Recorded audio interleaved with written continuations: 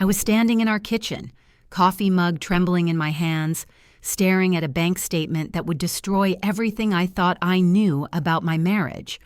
The 529 college savings account we'd been building for Sophie for 17 years. The account that should have had over $200,000 had a balance of $3,412. My name is Karen Davis, and I'm about to tell you how my husband stole our daughter's future to fund his mistress's lavish lifestyle, and how I made him pay a price he'll never recover from. 3 weeks earlier, I was the picture of suburban contentment, married to Tom Davis for 19 years, raising our brilliant daughter Sophie in our comfortable Ohio home. Tom owned a chain of successful car dealerships across 3 counties. I'd given up my nursing career when Sophie was born, something I'd never regretted. Or so I thought. That Tuesday morning started like any other. Sophie bounded down the stairs, her acceptance letter from Ohio State clutched in her hands. Sophie, Mom, I got in. I got into the engineering program. Her face was radiant, eyes shining with excitement and possibility. I pulled her into my arms, tears streaming down my cheeks.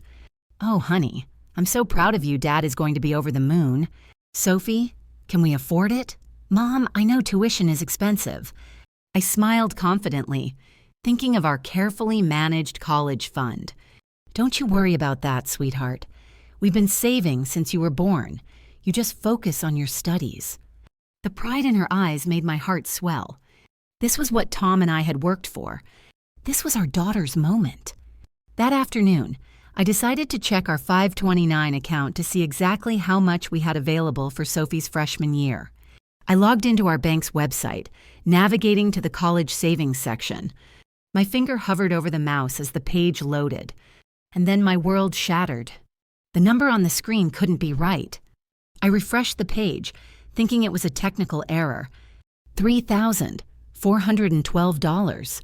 My hands started shaking as I scrolled through the transaction history. Withdrawal after withdrawal, all authorized by Tom's digital signature. $20,000 in January, $15,000 in February, $35,000 in March. Each transaction marked as authorized distribution. I printed out months of statements, my mind racing as I tried to understand what I was seeing. The amounts were staggering. Over the past 8 months, Tom had systematically drained our daughter's future. But for what? I needed answers, and I knew exactly where to find them.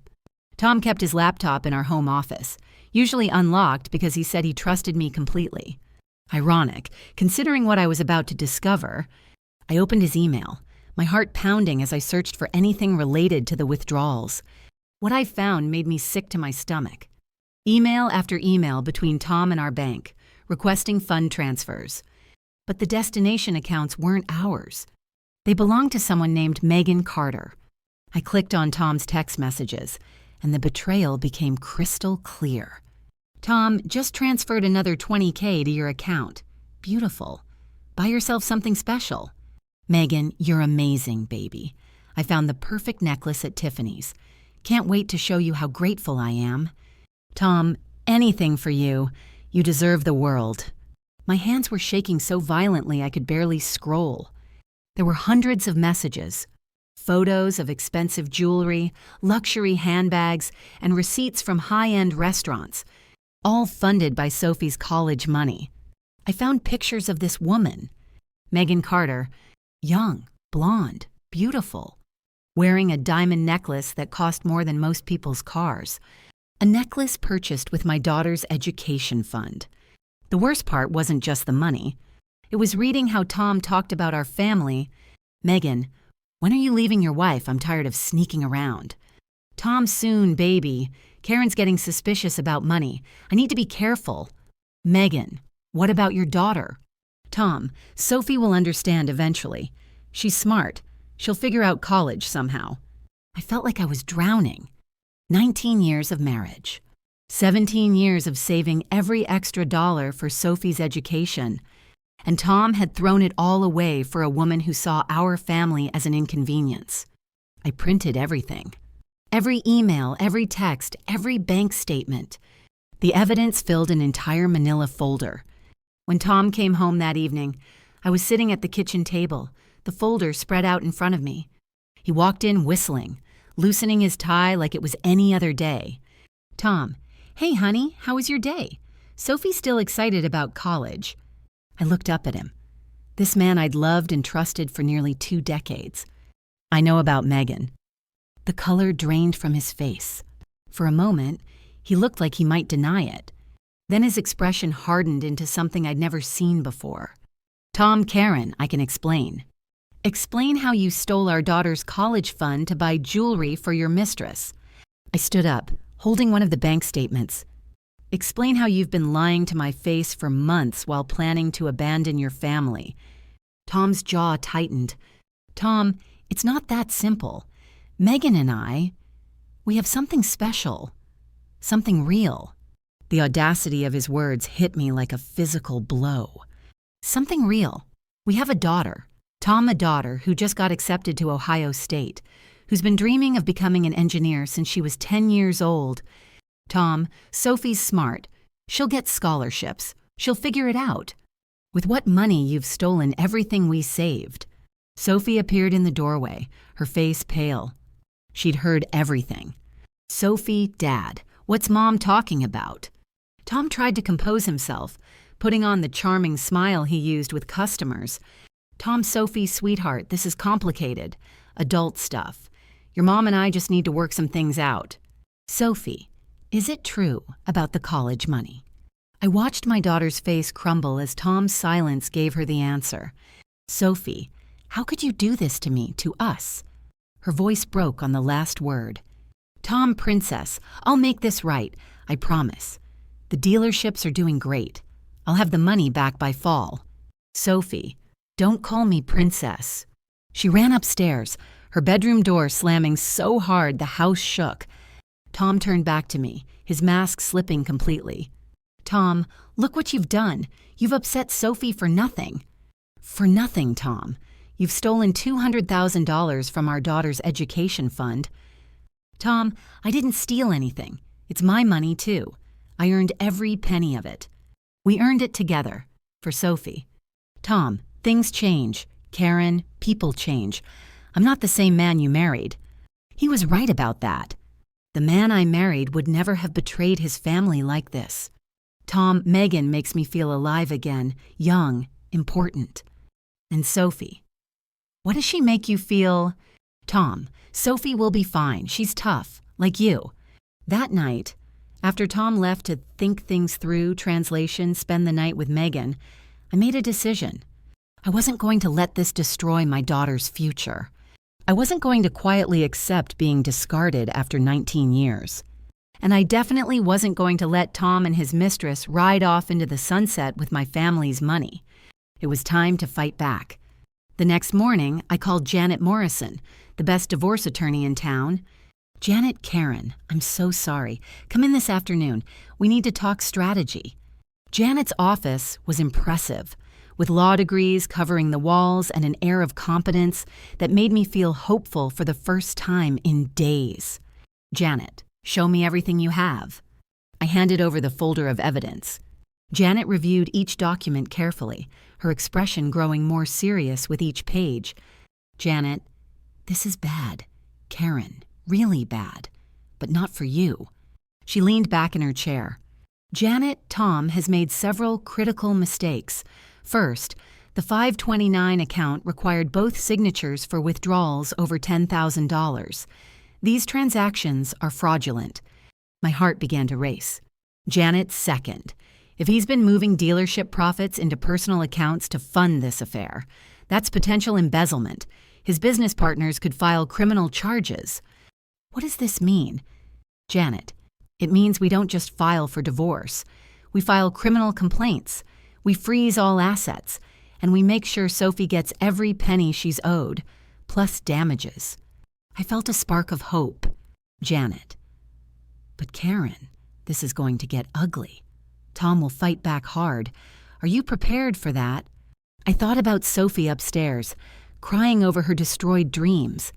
I thought about Tom's dismissive attitude, his casual cruelty. I thought about Megan Carter, wearing jewelry purchased with my daughter's future. I'm ready. That afternoon, I met with a private investigator named Rick Paulson. Rick was a former police detective with a reputation for thorough, discreet work. Rick, I need to document everything. Tom's affair, his financial transactions, his business dealings. This investigation could take weeks. I don't have weeks. Sophie needs to know she can still go to college.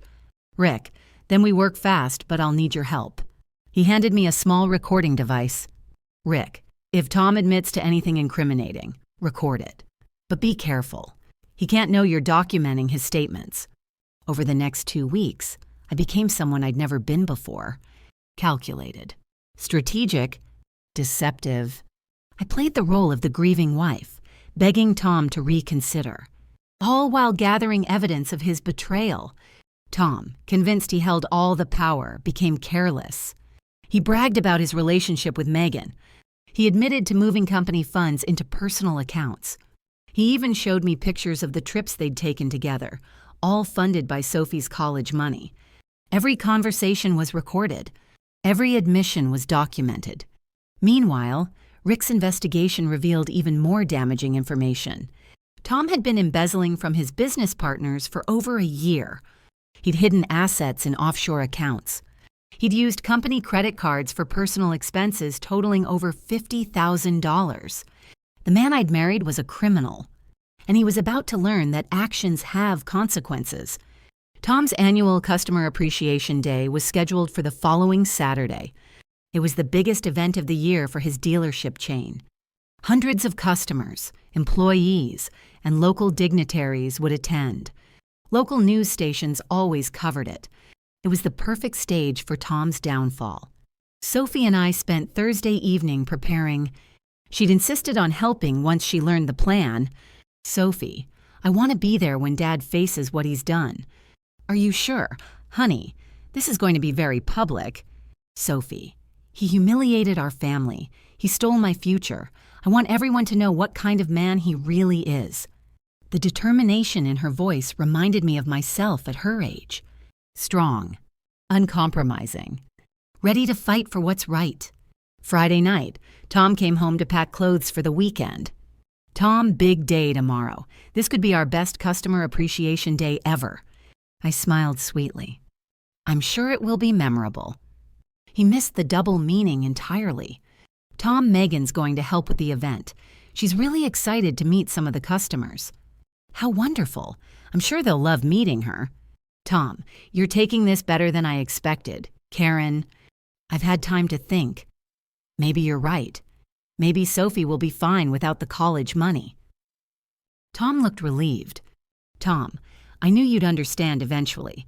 You've always been reasonable. If only he knew what was coming. Saturday morning dawned clear and sunny. Perfect weather for an outdoor event. Perfect weather for public humiliation.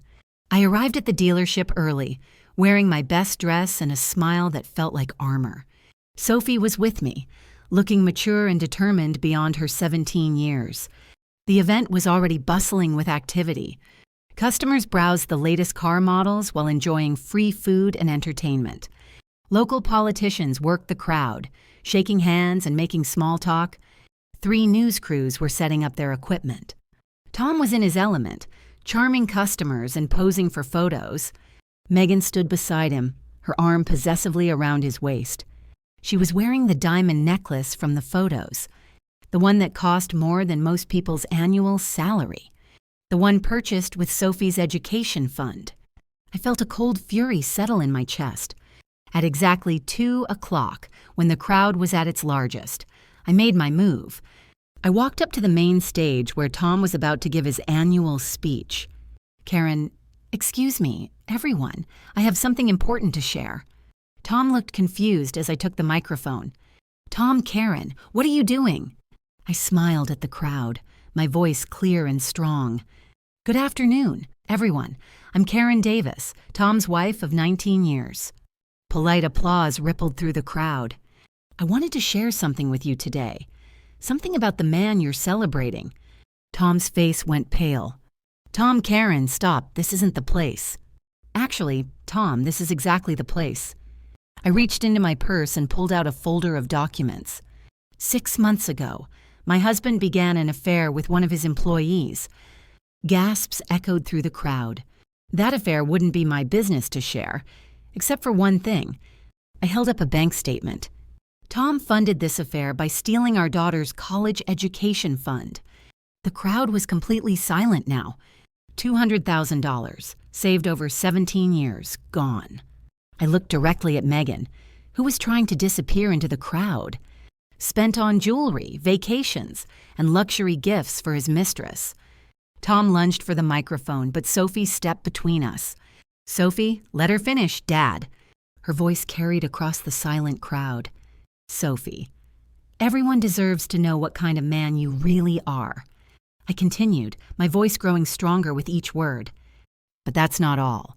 My husband has also been embezzling from his business partners." I held up financial documents, moving company funds into personal accounts, using corporate credit cards for personal expenses. "Tom, those are lies, don't listen to her." "Are they lies, Tom?" I played a recording on my phone, Tom's voice clear through the speaker system.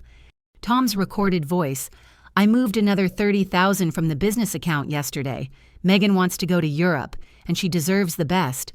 The crowd erupted in shocked murmurs. Several people began recording with their phones. I saw news crews rushing closer to capture every word. This man stole from his family. He stole from his business partners. He stole from everyone who trusted him.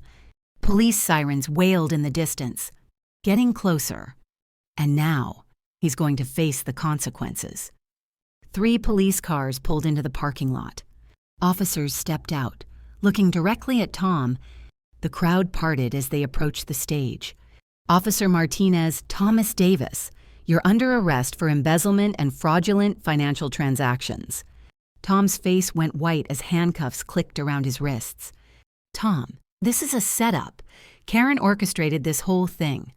Officer Martinez, you have the right to remain silent."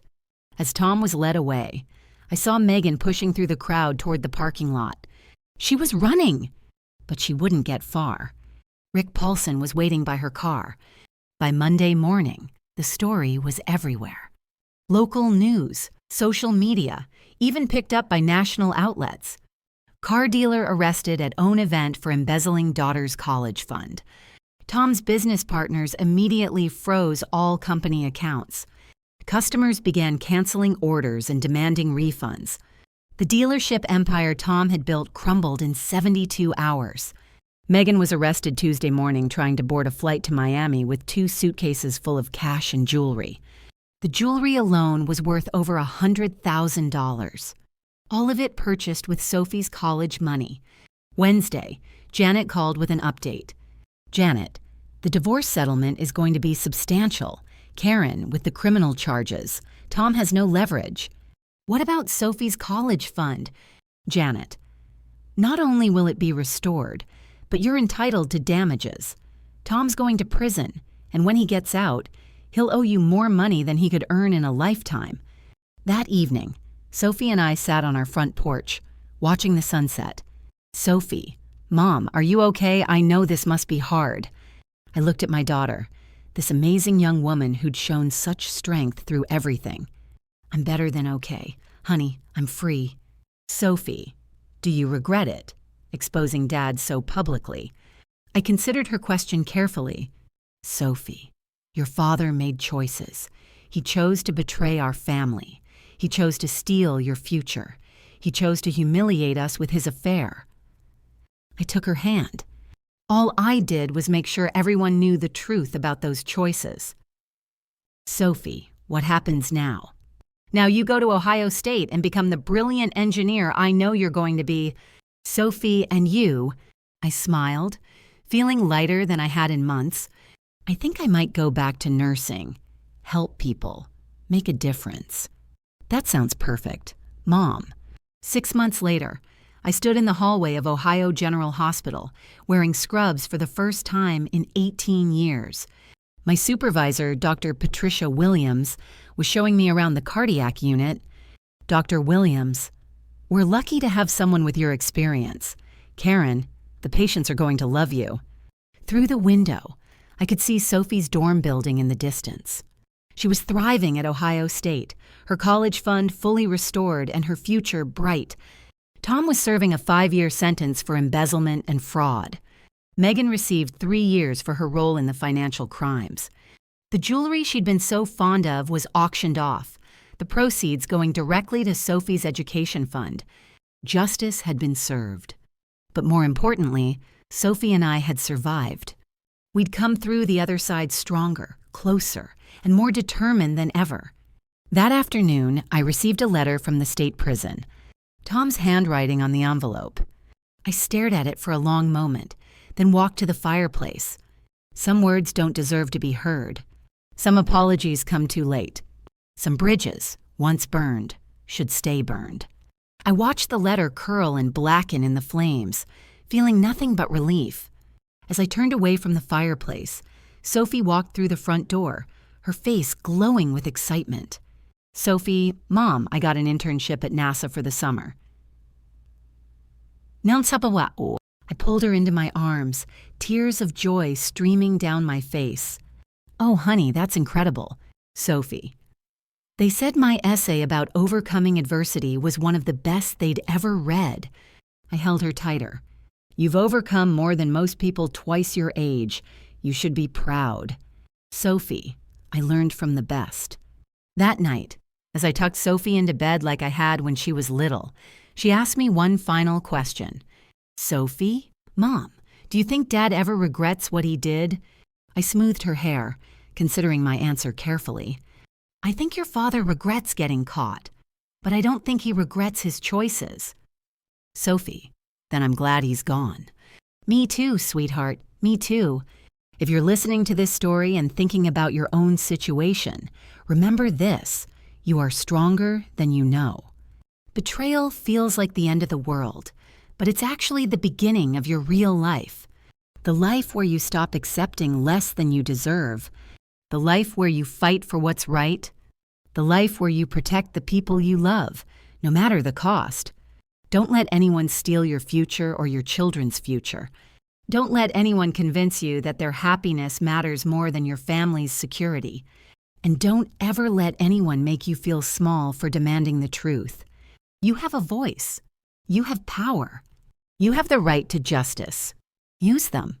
If this story resonated with you, I'd love to hear about your own experiences in the comments below. Have you faced betrayal in your marriage? Have you had to fight for your children's future? How did you find the strength to stand up for yourself? Your story matters, and sharing it might help someone else who's going through the same struggle. Don't forget to hit that subscribe button and turn on notifications so you never miss our latest stories of courage, justice, and redemption.